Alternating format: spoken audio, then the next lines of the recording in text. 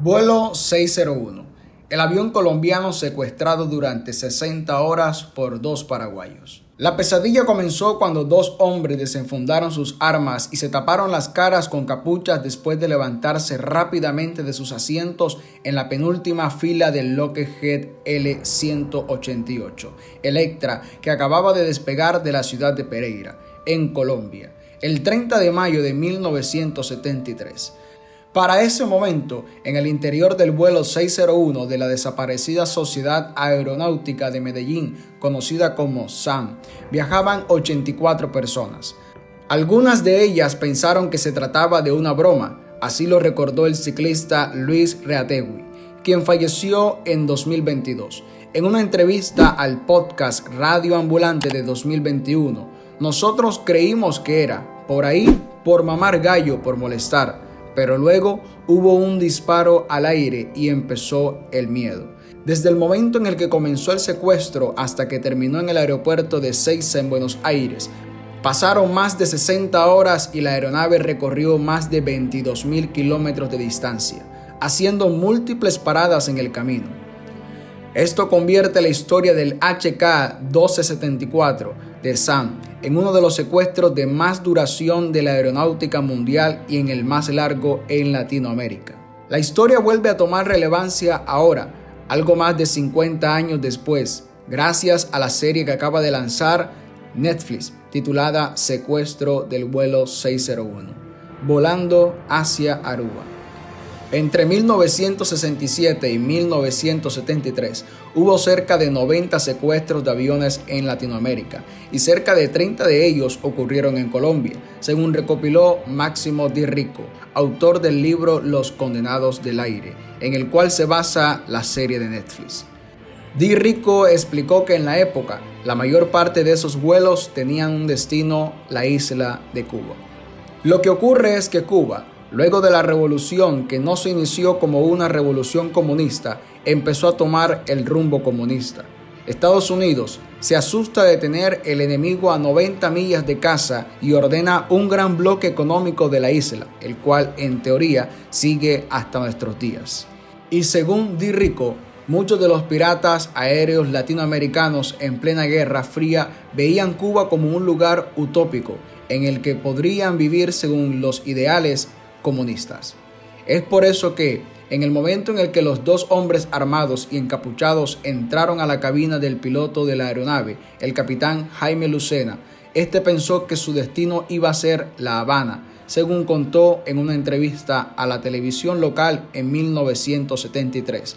Pero la petición fue otra, la isla de Aruba, la cual, según lo dijo Di Rico, era más una parada intermedia en el camino hacia Centroamérica. Las demandas. Una vez partieron hacia Aruba y los ánimos empezaron a bajar, los secuestradores comenzaron a hablar y lo primero que notaron los pasajeros fue que el acento no sonaba a ninguno de la infinidad que se escuchan dentro de Colombia.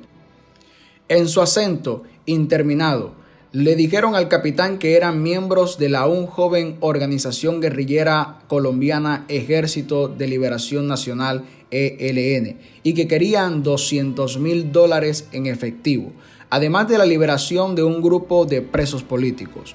Di Rico cuenta que durante las semanas previas al secuestro del vuelo 601, el ELN tenía una fuerte presencia en los medios colombianos, luego de una redada de la policía en la que, según se denunció, cayeron artistas y profesores como supuestos miembros del grupo. Se los llevaron a todos a un consejo de guerra en El Socorro, departamento de Santander, y la noticia era recurrente en la prensa de la época, dice el investigador. Ellos probablemente dijeron, usemos los presos políticos famosos para desviar un poco la atención, pero no les interesaba lo más mínimo de esto. En lo que es un dato sorprendente, Di Rico dice que el gobierno colombiano se negó a negociar con los secuestradores y que las discusiones quedaron en manos de la directiva de la aerolínea. Pero más sorprendente aún es que, a pesar del alarmante número de secuestros aeronáuticos en la época, no parecía haber unos parámetros definidos para establecer qué pasos debía seguir la tripulación en un caso así. Eso también me sorprendió a mí. Les pregunté a muchas azafatas y pilotos y a ninguno le decían qué hacer en caso de secuestro. Muchas veces ni el gobierno ni la policía intervenían, sino que todo quedaba en manos de los gobernadores locales. Tensa calma en el Caribe. Hay pocas cosas más frustrantes para un viajero que tener que estar sentado en un avión que está en la pista sin moverse. Esa sensación de limbo e incertidumbre la vivieron los pasajeros del vuelo 601 durante 10 horas en la pista del aeropuerto de Oranjestad, en Aruba, con el agravante de que tenían que estar callados y sin pararse. Mientras tanto, en la cabina del avión los secuestradores tenían conversaciones con un abogado de la aerolínea que les hizo una contraoferta muy por debajo de sus expectativas, unos $20,000. Una de las primeras cosas que hicieron en Aruba, dice Di Rico, fue soltar a todas las mujeres y niños. Esa decisión en parte la tomaron por las difíciles condiciones que se vivían dentro de un avión que llevaba horas sin aseo ni mantenimiento. Además, al estar con los motores apagados en la pista, el sistema de aire acondicionado de la nave estaba apagado. Otros de los primeros liberados fueron un grupo de ciclistas, incluido Reategui, el ciclista que pensó que el secuestro era broma, con el que los secuestradores habían tenido alguna conversación sobre deporte. Frustrados por la contraoferta de la aerolínea, los secuestradores le pidieron al capitán que despegara otra vez rumbo a Lima, pero un problema técnico los hizo volver a Aruba, donde tuvieron que pasar unas 10 horas más. Durante todo ese tiempo, los secuestradores continuaron negociando con la aerolínea y un grupo de pasajeros tomó la decisión de escapar. Abrieron la puerta de emergencia y saltaron los 5 metros de altura que había desde el fuselaje del avión hasta la pista. Ansiosos y asustados, los secuestradores obligaron al piloto a despegar una tercera vez de Aruba. El tramo final. En su libro, Di Rico cuenta cómo los secuestradores, desesperados por lo que acababa de pasar, intentaron hacer que el piloto los llevara hacia Lima. Pero en este punto, tras 32 horas desde el inicio del secuestro, el Lockheed Electra y sus 4 motores de hélice necesitaban mantenimiento, y el capitán se lo hizo saber a los secuestradores, como recordó en su entrevista en 1973. Le manifesté al secuestrador que el avión ya estaba con bastante disminución de aceite y se le podían fundir las turbinas. La solución sería una pequeña isla en el Caribe que ya habían visitado anteriormente, llamada Aruba. El nuevo aterrizaje en Aruba trajo consigo novedades. Primero, la aerolínea les pidió a los secuestradores cambiar la tripulación debido al riesgo que representaba la fatiga de los pilotos para el vuelo y con la amenaza de seguir subiendo el precio del rescate. La compañía decidió enviar a la nueva tripulación con un maletín con $50,000. Con una nueva tripulación y un avión operable, los cansados secuestradores pidieron que el vuelo se dirigiera hacia el sur. Primero hubo una parada en Lima para recargar combustibles y comida. Además, liberaron a otro grupo de pasajeros. Hubo otra parada en Mendoza, Argentina, quedando ya la aeronave solo con la tripulación y los secuestradores. Desde allí pararon rápidamente en la ciudad argentina de Resistencia, cerca de la frontera con Paraguay. Y en Asunción, en ambos destinos, la aeronave no permaneció más de media hora, como por acto de magia. Luego de 60 horas, el secuestro del 601 había atrapado la atención de los medios de la región. Un gran número de periodistas esperaba en la pista de Ezeiza, en Buenos Aires, la llegada del avión para por fin esclarecer la identidad de los responsables del crimen. Pero del avión solo descendió la tripulación.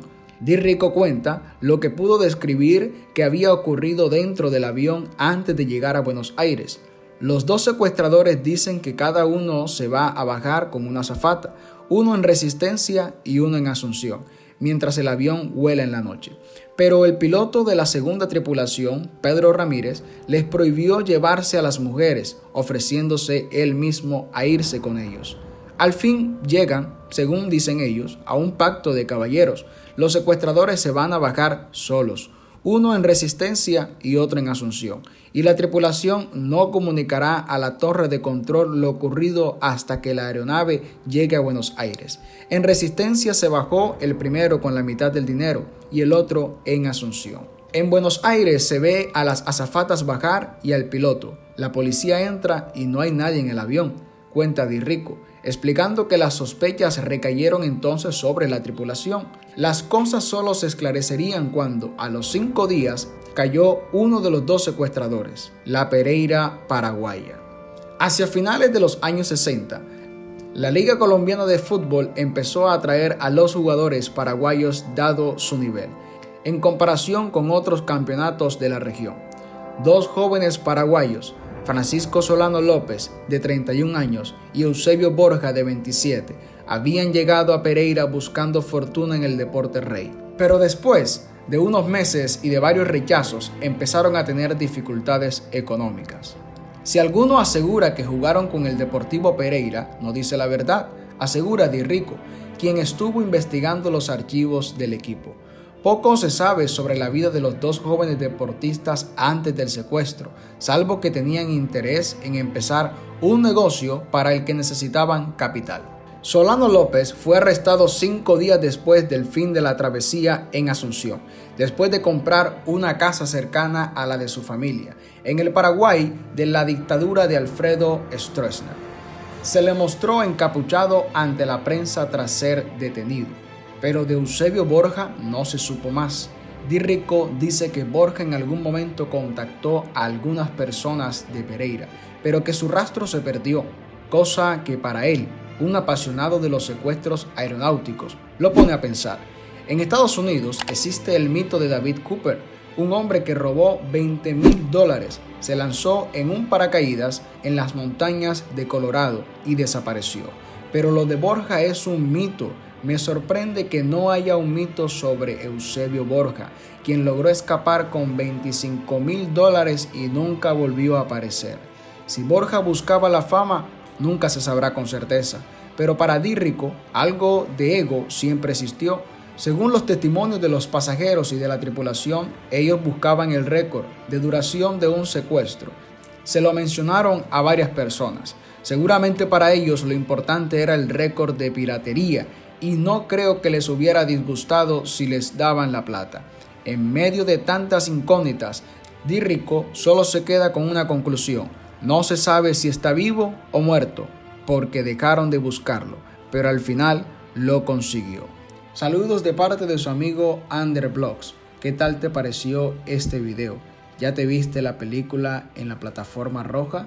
Déjanos en el baúl de los comentarios tu respuesta, tu comentario, tu opinión. ¿Qué opinas acerca de toda esta historia? Gracias, dale like y suscríbete a nuestro canal.